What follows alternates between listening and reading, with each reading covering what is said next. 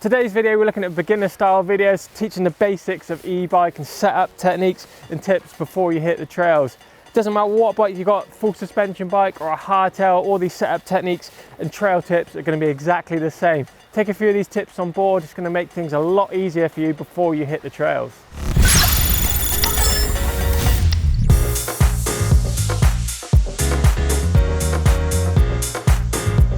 Actually, the bare minimum you actually need is just a helmet and your e-bike. You can obviously build on that protection as you go.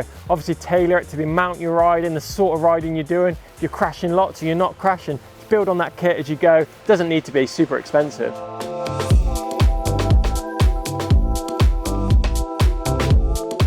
Okay, so let's take a look at getting this e-bike moving. You're going to need to install the battery.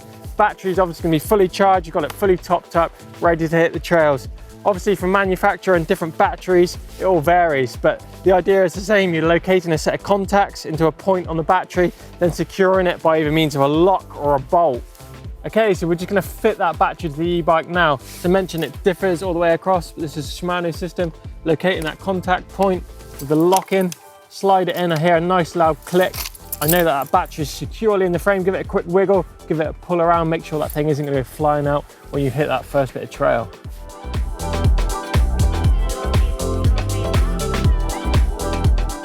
Let's take a look at the cockpit area of the bike. It's called the cockpit because it basically houses all those controls, brakes, gear levers, power modes, things like that are going to influence where you're riding out on the trail. If you really want this area to be set up, you want it nice and comfortable, you don't want anything out of reach, funny angles, because if it's all out of reach and weird places, you're not going to feel comfortable when attacking those trails. So let's talk about stem height. You can add and decrease the height of that stem by adding or decreasing the amount of spaces under the stem. If you've got too high a bar, you can sometimes feel like you're behind the handlebars. You've got nothing to pull out against when you're above it sprinting. If the bar's high, you're going to be behind the bars. So you want it kind of like a medium kind of height. So you've got something to pull on and feel a bit more in control. A higher handlebar can feel a bit more comfortable, but when you get an aggressive ride in, so I mentioned you're going to be behind those handlebars, you want to be on top of them. So maybe that's something you can adjust. So another part of the stem is the faceplate. Basically, this is an area you can undo these 4 bolts and let that bar roll. So basically you affect the sweep of that handlebar. Sweep is the way that bar feels. If you roll it forward, you're going to find the sweep of the handlebars is going to go sort of up. If you roll it back towards you, it relaxes your wrist as well. So mess around with that. Just get something that feels nice and comfortable when you're in that right riding position. So let's talk about brake lever positioning. Out of the factory, they tend to ship the bikes with quite flat brake levers. They tend to butt that lever up against a grip too. What you might find a little bit more comfortable is to move that lever slightly down the handlebar. So it moves that brake lever down. So you're using only 1 or 2 fingers to brake. You don't need to be using more than that on the modern day brakes. They're really powerful. Also just tilt that lever down. So when you're in your kind of like aggressive riding position or more neutral riding position, you don't have to reach up for that brake lever. It just becomes a natural progression from your arm. Natural line is just there, ready to grab as well. Also, if you're finding that lever is a little bit too far out, we have reach adjusters. These little adjusters, basically, you can turn them and they can wind that lever out or in. So if you've got little fingers, you might find that you find your levers closer to the handlebar. If you've got big fingers, nice to have a bit of reach and pull that lever back. So mess around with that reach adjuster too. Lots of different options on that. It could be a little Allen key or like a little thumb screw like it is here on this SRAM system. So another adjustment you might want to make on your bike is moving that gear lever. You want that gear lever to be nicely in reach when you're either sitting or standing, to get it in a medium. Sometimes if you've got it in a nice position when you're sat down in that saddle, you're going to find it quite flat. You need it to be in a position when you're riding aggressively, you can shift gears too. So just mess around with that lever position, get it somewhere nice and comfortable. So basically anything on that cockpit area just needs to be nicely in reach. You don't want to be making any awkward movements or any weird adjustments to get to your control unit. Obviously, if you've got your dropper seat post, just make sure that's nicely in line so you're not having to release your grip to reach up and shift that dropper. And don't be afraid to switch things around like inboard, so moving stuff towards the stem or towards the grip. You can swap things over as well, so your shifter might be one side, you can swap it to your brake lever the other side. Just mess around, get that cockpit dialed in, nice and comfy. It's just gonna be really nice when you're out there on the trails. So when it comes to tightening those controls, just make sure they're tight enough not to move when you're riding your bike, but loose enough to move in the case of a crash. Basically, you want that lever to move rather than snap.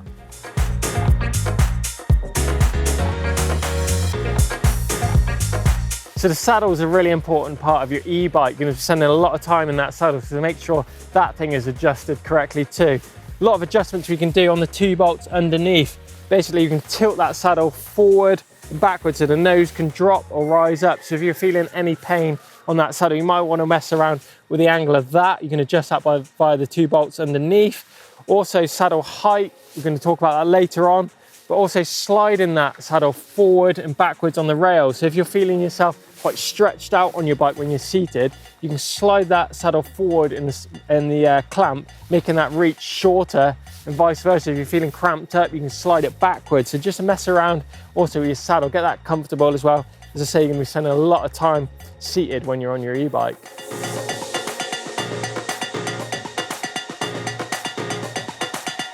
So tyre pressures is a big talking point when it comes to e-bikes. Obviously these things are going to need a lot of grip, but you're also going to need that protection when you're out there on the trails to stop you damaging those wheels, because these things are quite heavy, as we all know. So let's take a look at adjusting that tyre pressures and the sort of pressures we should be running when it comes to the e-bikes. So when it comes to tyre pressures, there actually isn't a correct answer to how much pressure you should be running in your e-bike tyres, because we all ride differently, we all ride different places, we all ride different styles of riding. But a rough ballpark figure, I'd aim between 25 to 30 PSI, something like that in both tyres. Obviously you can plus or minus that if you find your wheels spinning or sliding out. You can take a bit of pressure out or increase it if you're feeling that tyre's dinging against rocks and you're giving your tyres a hard time. So basically adjust that tyre pressure as you go to what you guys are riding.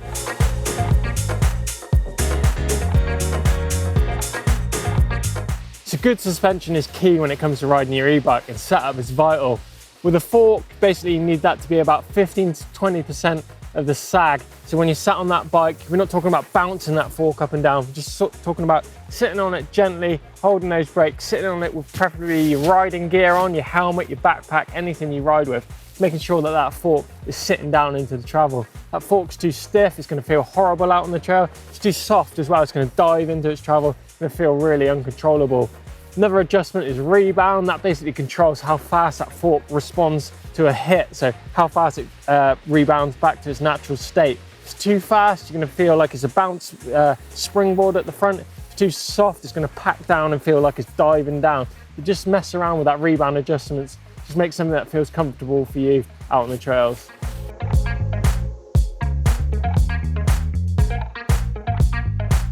So let's talk about seat height when it comes to your e-bike. Obviously I've got a nice snazzy dropper post on here, so it's infinitely adjustable. I can move it down as I please. But it might feel that that seat is really high for you. Sometimes you might feel like you can't get your feet down. You're up, you know, propped up high up in the sky. Don't forget, if you're feeling out of control, you just move forward and stand over that top tube, and straight away you've got a lot more clearance below. You can get those feet down nice and firmly. So don't feel like you've got to sit down all the time. You can stand off of that bike, get those feet down if you're feeling out of control. As a beginner, you're probably going to find you're going to increase your confidence by running that saddle a little bit lower, especially on the more technical trails. It means you can get off that saddle and get your feet down if you need to. But as you grow in confidence, you're probably going to raise that saddle up. It gives you a bit more pedaling efficiency. You just raise that saddle up a little bit more. Basically, what you want to be aiming for is when that pedal is at the bottom of the stroke, you want a slight bend in your leg. I'm not talking about having it nice and straight, otherwise you're going to run into knee and hip problems. You want a little bit of a kink. Just make sure you're getting that full leg extension on the bottom of the stroke. You don't want your legs all bunched up underneath you. You're not going to be using those big muscles to power those cranks around. So that's all the basic tips and setup techniques for getting that e-bike dialed in before you hit the trails. I think we're ready to go. Let's get into the trails.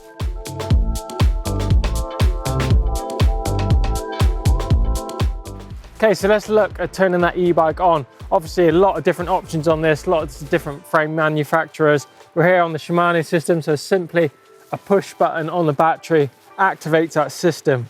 One thing in particular some systems don't like is you sitting on that bike ready to pedal or moving those cranks around. Some of them have crank sensors, torque sensors, things like that in the motor, which will actually cause an error code on that system before it's even started. If you're spinning the cranks around, the computer and the operating system doesn't know where it is and what it's doing, so it will cause an error. If that error message does happen, just step away from that bike. Just make sure you're not touching the bikes, move those cranks a little bit, restart that bike by turning it off, then back on again, and hopefully that system will have cleared and you'll be all ready and set to go.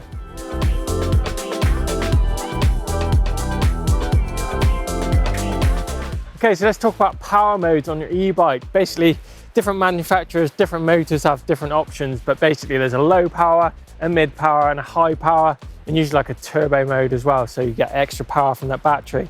But when you're hitting the trails, I'd advise to start off in that eco setting. Eco is going to give you the least amount of power from that motor, but it's going to give you the most range out of that battery, so you're going to go further. Obviously the medium power setting is that, it's a mid power setting and medium sort of range from your battery, and the high power setting, so it's going to give you that most power from the motor and use it on more technical climbs and trails and when you really need that assistance from the motor.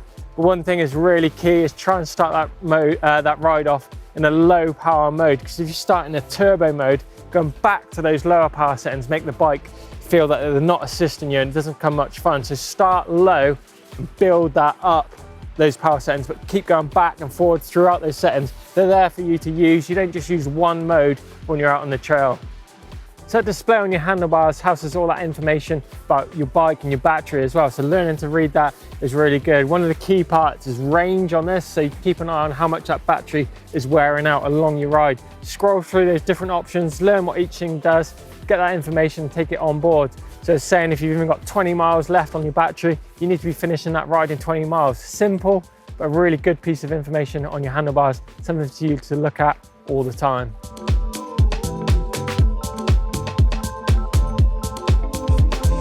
Okay, so let's take a look at getting on that e-bike. If you've got a dropper seat post, I suggest just dropping that seat post out of the way. And also when you come to be getting onto that bike, just swinging that leg over, holding onto one of the brakes, swing your leg over, sit down, just try and avoid any contact with those pedals straight away. If you stand on one of those pedals when you get on the bike's going to lurch and want to be going away, especially if you've got it in a high power setting.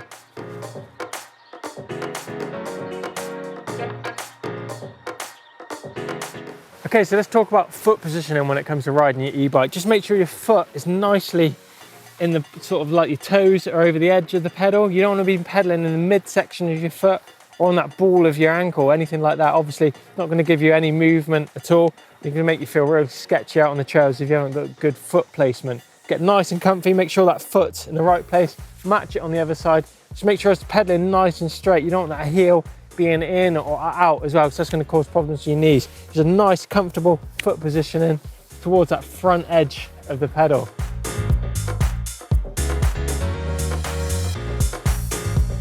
Let's talk about holding on to those grips. I've seen some people resting their thumb on top of the grip.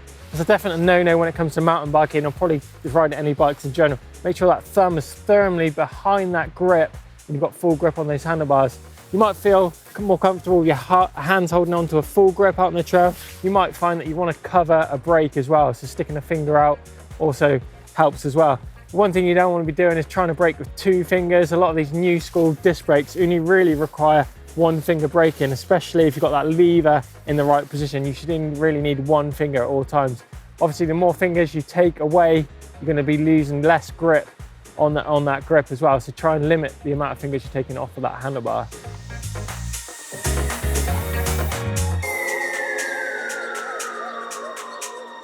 So when it comes to shifting gear on your e-bike, it's all controlled by the shifter on the handlebars.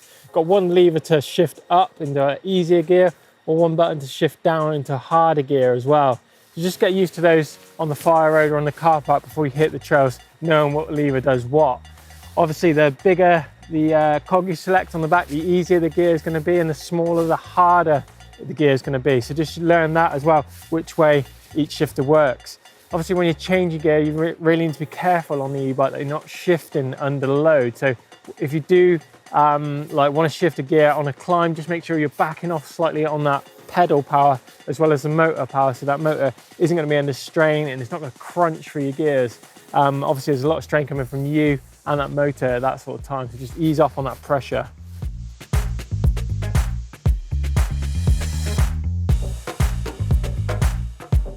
When it comes to riding your e-bike out on the trails, there's 3 different zones on the bike when it comes to hitting those trails. We've got the front zone, the mid zone and the rear zone. So 70%, 80% of your riding should be done in that mid zone of the bike. We're talking about quite a neutral feeling. We're in between the wheels, right in the middle of the bike. If we're towards the front zone, we don't tend to go into there too much because it's kind of a danger zone, especially if you get your weight too far forward. Anything you hit is going to be pitched over the handlebars. We tend to only go there if we need a bit of more front wheel grip. Obviously the mid zone is the preferred zone, and if you head towards the back of the bike is the rear part of the zone. So this position is when we want to go light on that front wheel, or we're doing manual positions, drop-offs, things like that. So as I say, just get used to that neutral position, try and set that bike up so everything feels neutral and is in good reach and things like that on the trail. It's a really important part to get is in that neutral zone. Get used to that, and when you're out on the trails, you're going to feel really comfortable.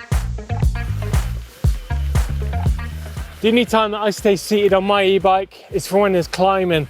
Obviously when you're seated, you get a lot more traction from that back tyre if you're seated. If you stand up and try and pedal, that motor's going to spin up, you're going to wheel spin. So try and stay seated when it comes to climbing on your e-bike.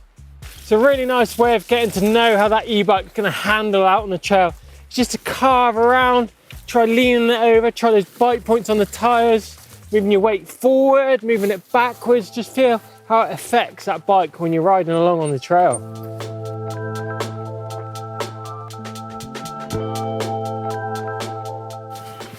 When it comes to pedaling that e-bike, just make sure you're spinning or scraping nice circles with your feet. Just stomping up and down on each pedal, it's going to feel all weird. You're going to be draining that battery, and you and your battery are going to get tired really quickly.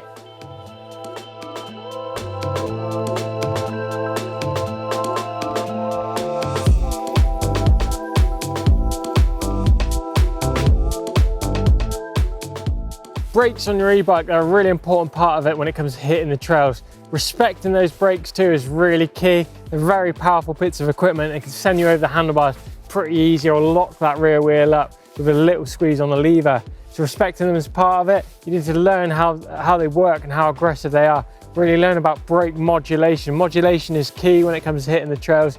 You need to know when that wheel is about to skid and when to let it off. Just feeling that bike and feeling it through the brakes is vitally important when it comes to hitting the trails.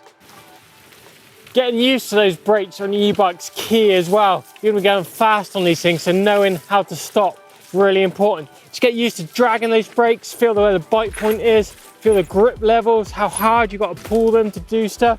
Skids, just little things like that. When you're hitting the trails, it's going to make things a lot easier when it comes to slowing down that e-bike.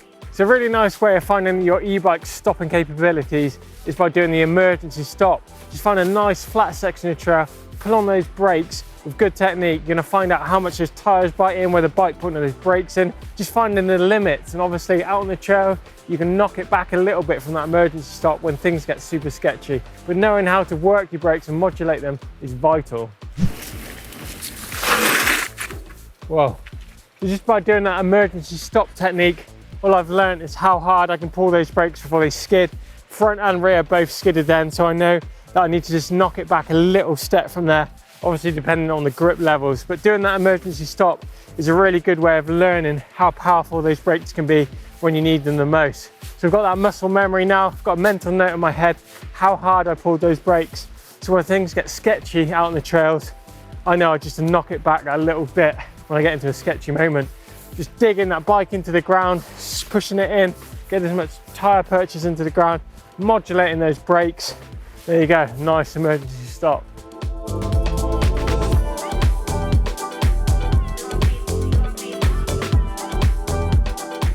Okay, so let's talk about cornering on your e-bike. Basically, when it comes to a corner, there's a few things we need to remember.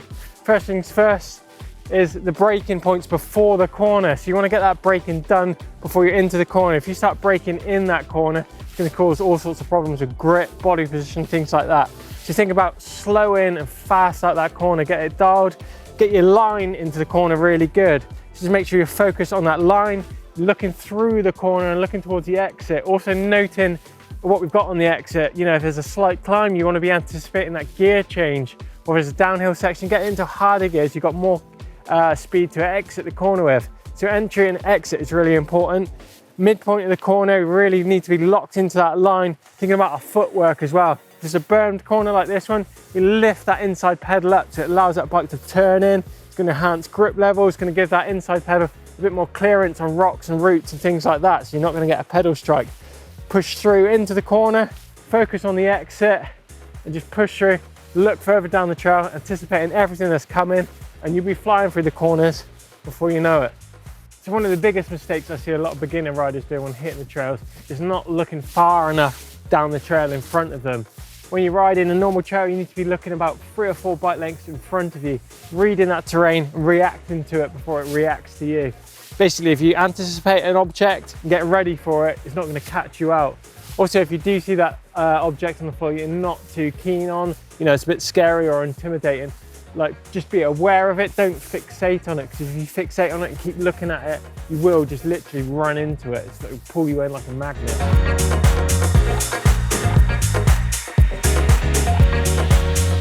Let's look at me and what I'm wearing when I go out for a ride on my e-bike.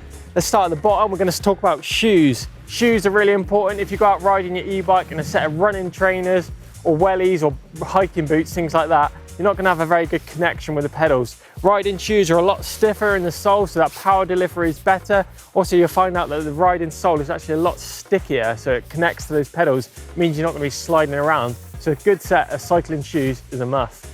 So shorts or trousers, obviously depending on the weather, what you're going to be wearing, but they're going to be cut a lot better than your normal tracksuit bottoms or things like that. Also, a good cycling undershort like a chamois liner is a really good option too, because you spend a lot of time in the saddle on your e-bike. Don't forget to remove your underwear before you put those on.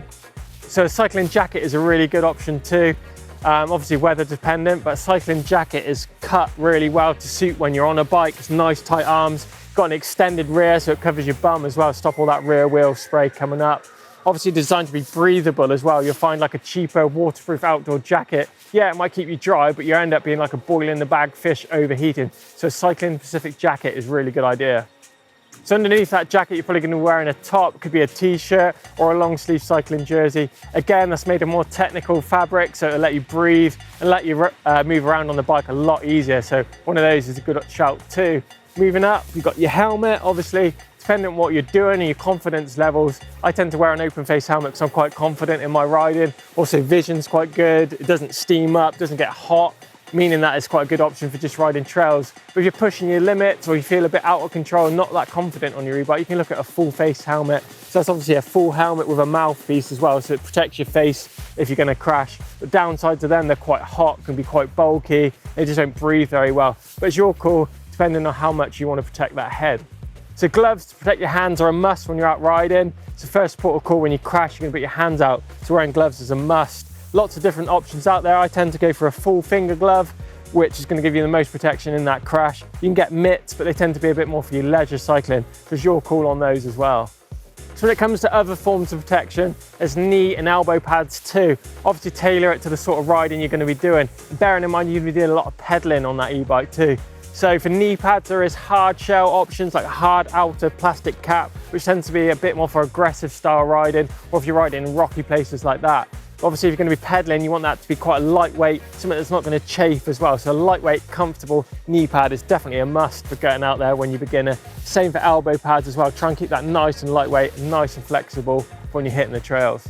Another thing you might want to protect when you're out on the trail is your eyes. So a good set of riding glasses or a set of goggles to go on a full face is a good idea. Protect those eyes, you only get one set. Another good bit of kit is a riding pack as well. In here I've got all my trail essentials, pumps, food, multi-tools, first aid kit. Also for those bigger rides, you might be wanting to take a spare battery with you as well. So make sure you choose a riding pack that will accommodate a battery, and also one that's got back protection in as well. This one's got like a spine board on. If you're riding with a backpack that hasn't got back protection in, you've got battery in there, if you crash onto your back and that battery hits you in the spine, it's gonna be bad news. So ensure that you've got back protection on any backpack you're gonna be riding with a battery in. Hope you've enjoyed today's video and all those basic beginner setup techniques and little tips to get you a head start out there on the trails on your e-bike. It's all about practice, practice, practice. I can't stress it enough. Any 10, 15 minutes you get to mess around on your bike, be it outside your house or on the trails, all that time leads to confidence on that bike. So confidence means progression. It's a really exciting world, the whole e-bike thing. Getting into it and making your way up that progression ladder is really exciting. Well, I hope you've enjoyed today's videos. If you want to see 5 essential eMTB tips, you've got that one up here. We've also got how to progress your riding. That's another cool video that I've done that's down here. Don't forget to subscribe to the channel. We've got loads of awesome e-bike content on here. Give us a thumbs up if you enjoyed today's video. Drop us some comments in the box below. Love to hear from you guys, and we'll see you in the next one.